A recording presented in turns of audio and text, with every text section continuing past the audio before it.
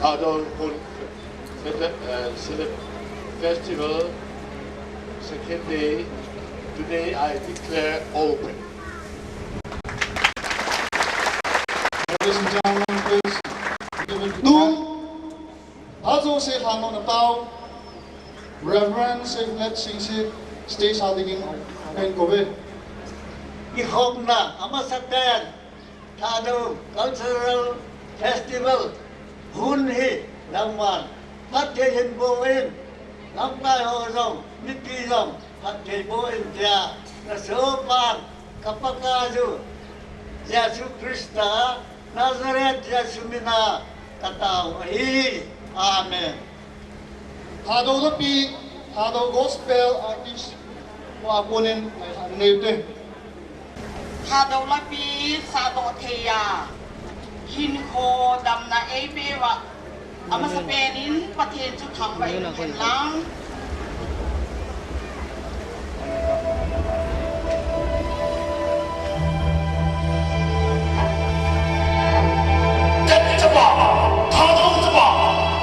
Hula Hong Kong, Song Du Song Sa, Song Sa Khai, Song Kip Song Mang Le, Song Hen Cha, Hado Cha Hebe.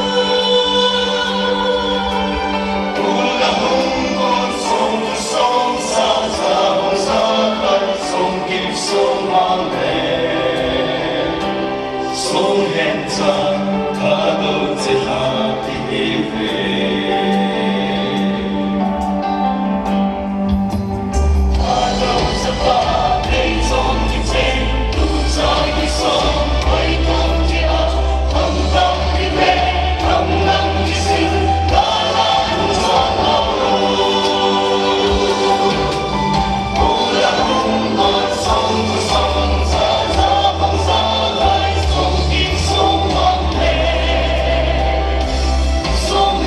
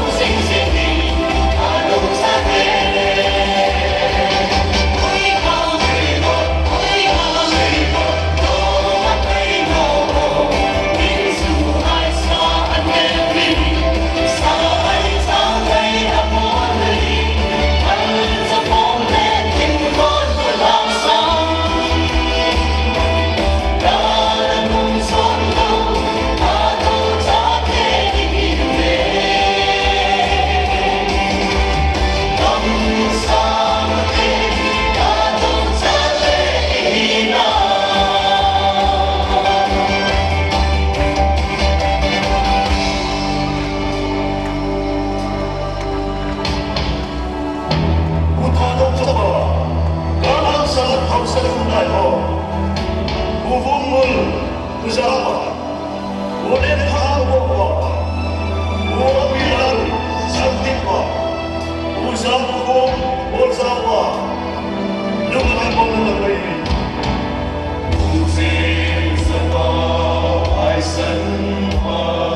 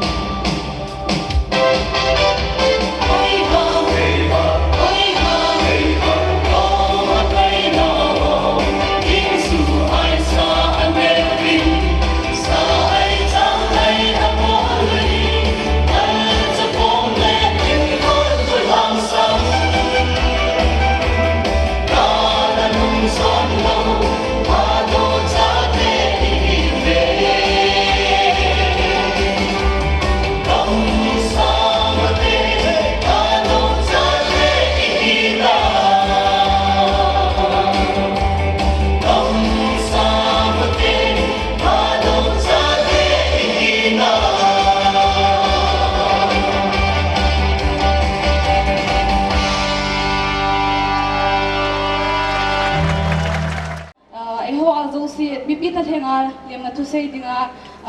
ayung pan PDwa bu Lalkulin Thado Vice President Thado MP General Headquarter amat apat kilat khante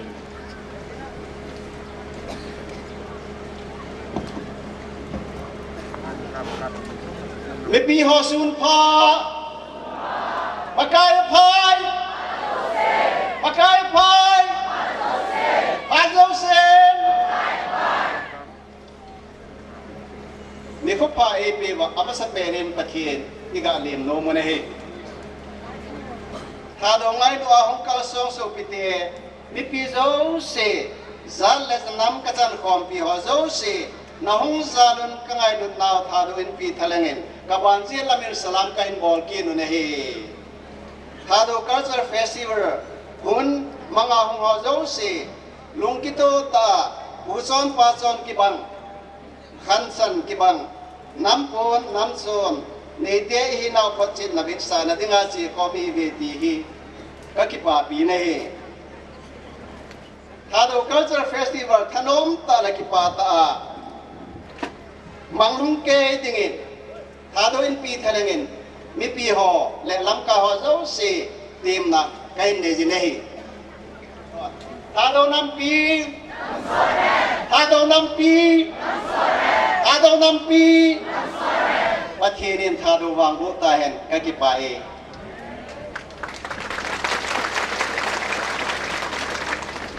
Abanin Hulkon lam ti gang pizang cultural true bo ako na bet hanay hinay diuhin hichimat sa nga chun ngamun haw sa pile haw sa pu chief of ngamun pu zang hungam kipgen lepi kim kunay chulong sit taing sis na mga ihong pilaw kipaw minti amani hong to kithanin hichinay na to namun uchu kuyaham di amani ahin Amanin kihong palta hichin palpi zewin amani chunga kipatu kisen mi pidya khobe biute ama sa penin hitabang papa epe ipatenu Nazareth Jesu Christa chu thangwan man Thado chanute chapate dinga pathenin hun le phat ei na u tuni ni lo pita cha lên hàng ngõ hung cầu sơ u lên nào tắm tắm ôi rất là lại kinh lâu này ya chôm chôm tắm ta con à ở thế nên chôm khăn hoa tu nia cho lại kinh anh hung hạt thấy gieo mình các bạn chào chung ạ các cái pa in ở thế nên tâm tận nằm ở sổ mùa hè chủ đen lại lại muốn nọ hồi lên em rong tắm tạ rong kỳ lâu hi rong lệ thà đâu làm cài tệ hồi đây sao nó ra là chính lâu tạ lệ họ sát tạ cho lại cái khóc thề nào mà hiện anh hình lâu chủ lệ ở bạn họ rong sẽ cái ngày đâm đi in anh chế bùi này anh đi nó thà đâu chân nó té chấp té cái bol lu cái ta ai bol đi cái gì này anh hệ bol lâu tiêu con chân cái cú chọn ba chọn chọn praktikala hi mo cái bộ đồ đi cái gì chú thêm rằng là tu kiến ba na ama sa pen festival hi anh đi nalang lệ cho sang à khơi rồi làm cái thế họ giống sẽ thiên có điều các cái này mình thấy làm cái họ lệ thà đâu chân nút té chấp bắt té chung à bắt thế nên tâm tận mang sầu hận các cái bài Ki pao me bu zang khungam kip ken da pi kim khonei chunga ki pa thui sevin tua hi gampi zang cultural troupe hul kon lam ve sa ding in ko ta vin hi mi pi te ho khot beng o tin lim chiu ite ho chiu mi ho sei danin Great Wall of China sim laya leng tau ko space a atho zo lo pha do ba ung zam do a hi a ki ti u sok tu lam kai na jem zan hem le thal tim chau ho ung zam a hi nang la pon la gam mang le sa hang la a hi chot u ba ung zam nau chi kan lam hi nang pi zang in pi te pasal li la neu pen pa u la huk tu 1976 chaya Indian Army Captain pa in a hi su ko a tu ni chan a ku kon lam ti a hong ki lam sing a hi dunia lam hi pi zang te lam chi chom chom anei lo ba lam chinga ki gop khom a hi khu kon lam ko ki kop lam kon len khom lam chu le ko sem lam a hi ki chop to lam step si khu gom lam a hi khu la kon a hu kon do ba chu thang van wa a hu kon khun pathen thang van na anei u hi ki chu tol pi lop din zong a hi a hi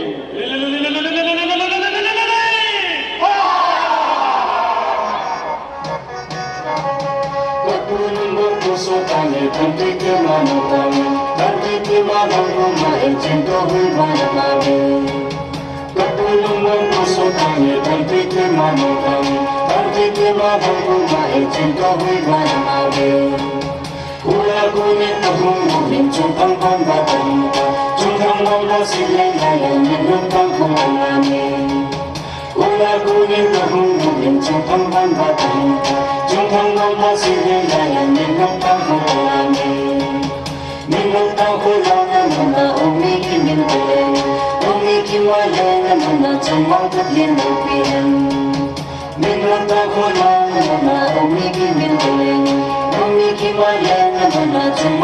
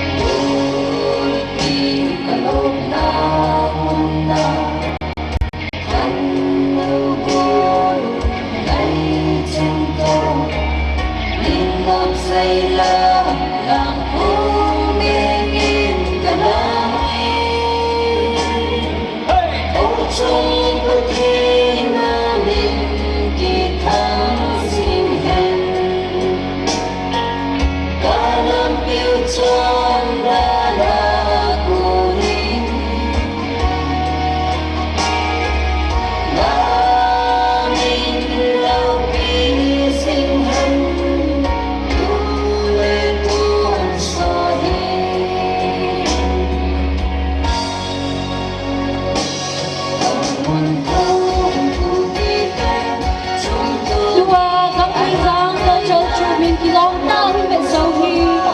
mo kun lam ki thi gam pi giang cơ cho chu hi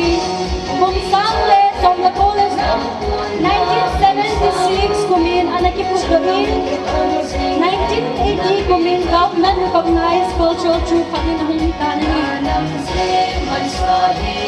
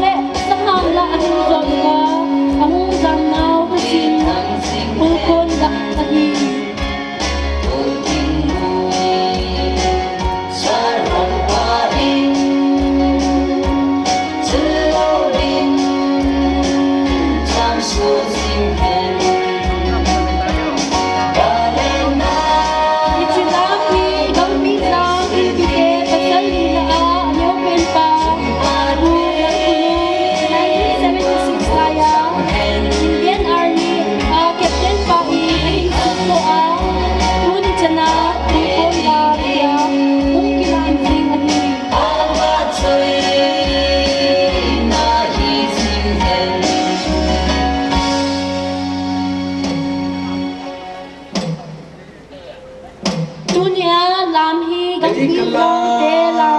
để không bỏ lỡ những Lam chinga ki bom bom hi ko kon lam tol bi lop lam kon len kon lam chide ko sem lam hi ei ki chop ko lam step si ko kon lam hi tôi đón kula kon ahung kon do wa chung thang va ahung kon Pathen thang va na aneu bi chi so bi lo bi song akile la me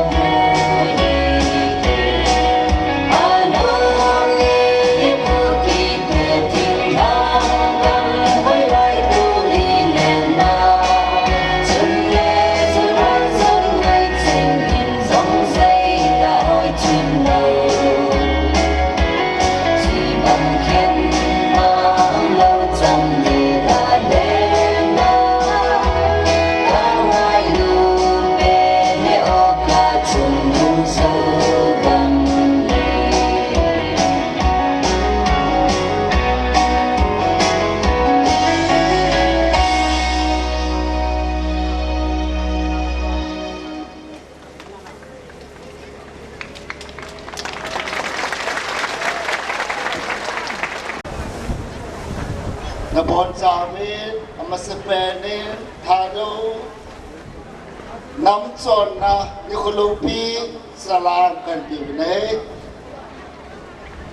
Ipite ho na house ha na lumu ha na elpudi belvin Iya sa dong le ki party mo go su dong le ki party mo he Tunin ibaum tain Mizoram Akuna Bu Chief Guest Putlang Thanga Vice President MNF Bu James Rarte Vice President MNF Jule Bu David General Secretary MNF by the Track Council ng Akuna Chairman Pala Anungsi Hojo Si Ado Namite ngay lu na yala hong karso nga Sana na nga hong kiko Nula pa ula na pila po Ula pa ite ho Ate in Ichi kinle dong kibon na di nga Panin la Sumla pa Hala jung Nilago hinto no hojo Si Ama sa pen penin kazana Salam kat body nahi. Juki dong le hici kopi ngamun kopi ya. Hau sapu puyang ngam le eng sumite. Thado in pi thalengin achunga vialin ki patu kat bolin. Hici ala chu amo hong pan na la hitu nai tabang kilo pi bolo hi in. Thado in pi General Headquarters lam kaina ahi wangin. Atong dia tham de nga gon hang lam kai pi putam ta ang kisep to e ade de in tuyang hangin get here so tam ta na tho bi tu ni in mi pin aga imu khom bi patin thang wa hu te thu tam ta isei masang win dunia nga mun khopia Ama sa pen Thado Cultural Festival Hun ni ko in man do ni ko wa kum hiyat sunga in pui lungu ilam kai te ho tunin ilawa om tapun ama ho hi aminu kan simpung no min kan sim do do ting le Lipi bon Jawa ito yung kamtantin idinwa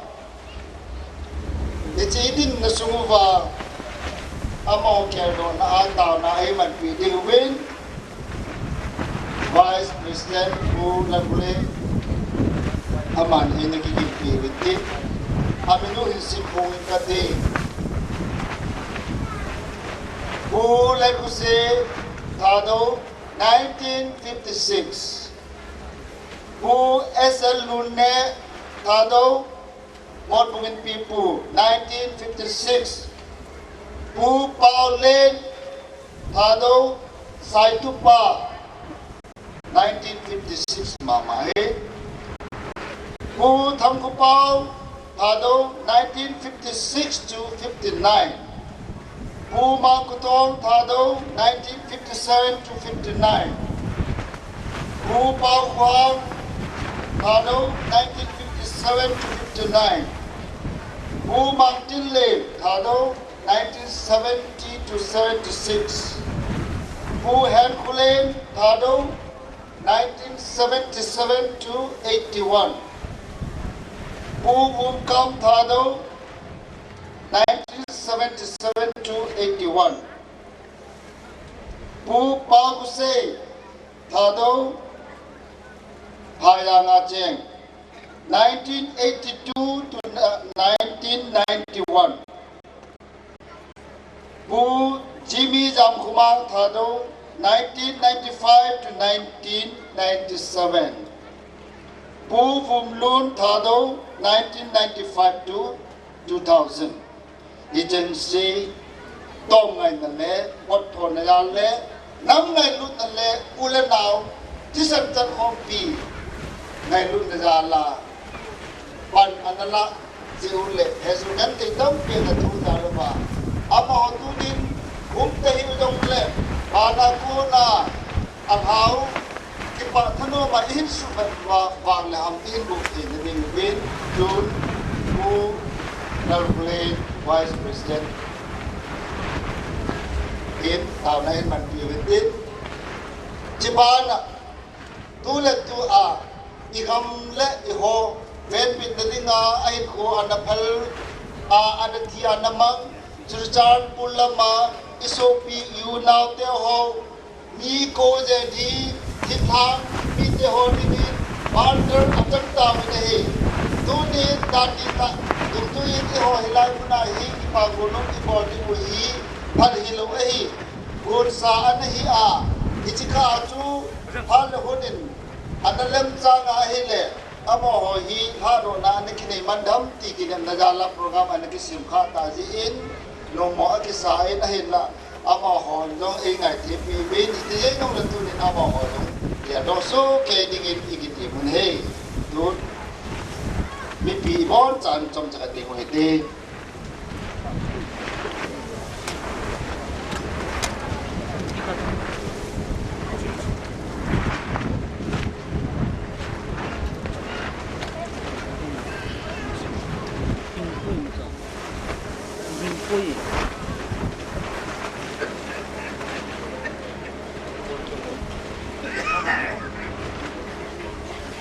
Rusia na din kapapakin hado pia nam kanani na CMC ugan na ko may kipat Rusia na din kapagbay na kami masaho nangin long kimchi na napi nalam kay peoba hepa amahon namo limsan tabin adal ha atua sa hon apan kain sunsom peobin namin lo pinadingin Ichazo se ngai lo ba se lo ba kapakay Yesu Kristo namin nakatawa hi amen. Ito tao te kewang ka din nalay din hi kabanin amulip sa hoju at tumakan lahin Amahozaw na in 1956 aki pana tu ni jan geya tu ni atitile tu ni ahi ki holo ka hitaman ki ho masang de geya inam sumuva na in to pi ho min kan simpo masangin yech amahi zana nailuna happy na alune yero jingna thadong in pi in akine nomen lejai ki to pi ding win thadong in pi na nei sun sun thadong nu pi te ho thadong women association pi wa chin lam kai na in hilanga in hung ki go do leo chun kain de sa win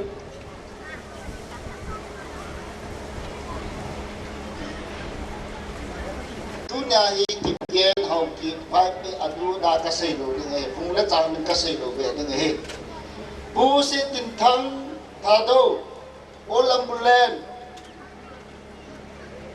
amol lep sa pu le ku se ye do na ja lin stays up you ka do pi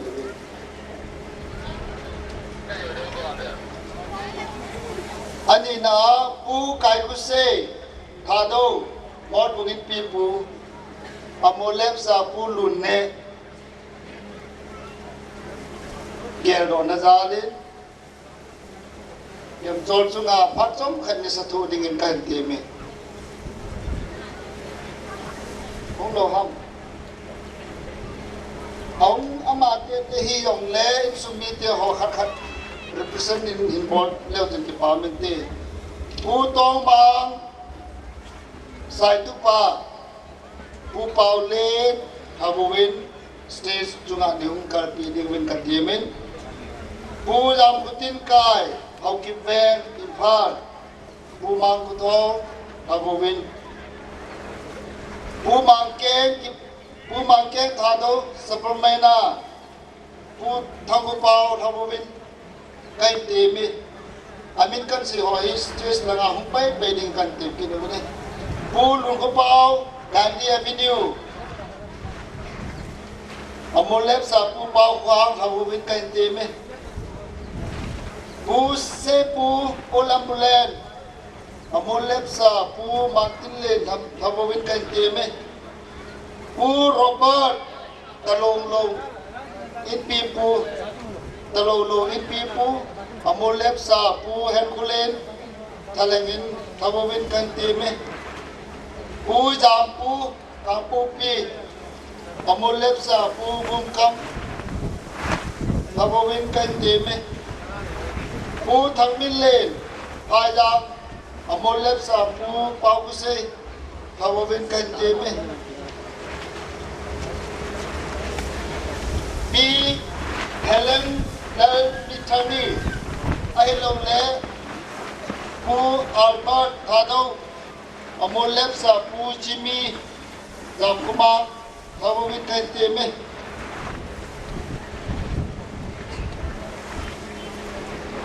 pi Kholwa ai long le achapa lunglen hau kampo pi amolep sa pu umlun Thado ama hawin kan teme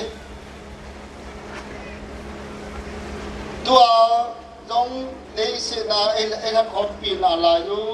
pu jam kulam lei ko na che pu jam kulam Thado 1995 to 97 now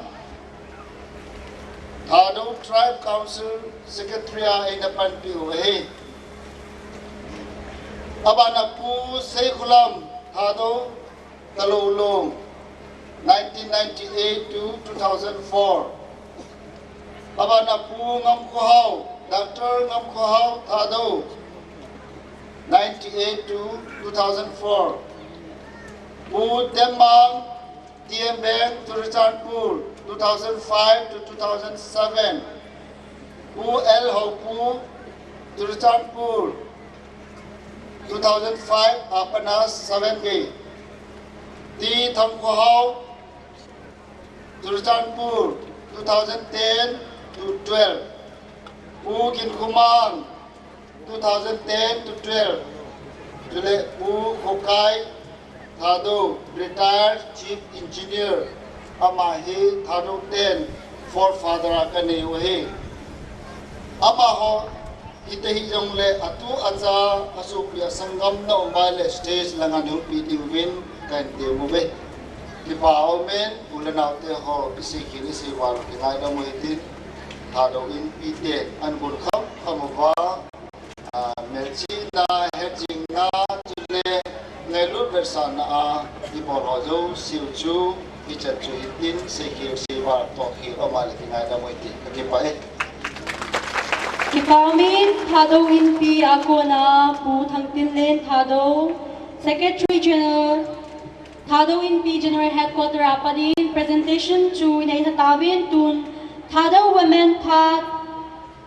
No Vachin Thado President TWA General Headquarter in Hinay Pilaw Kipamin Te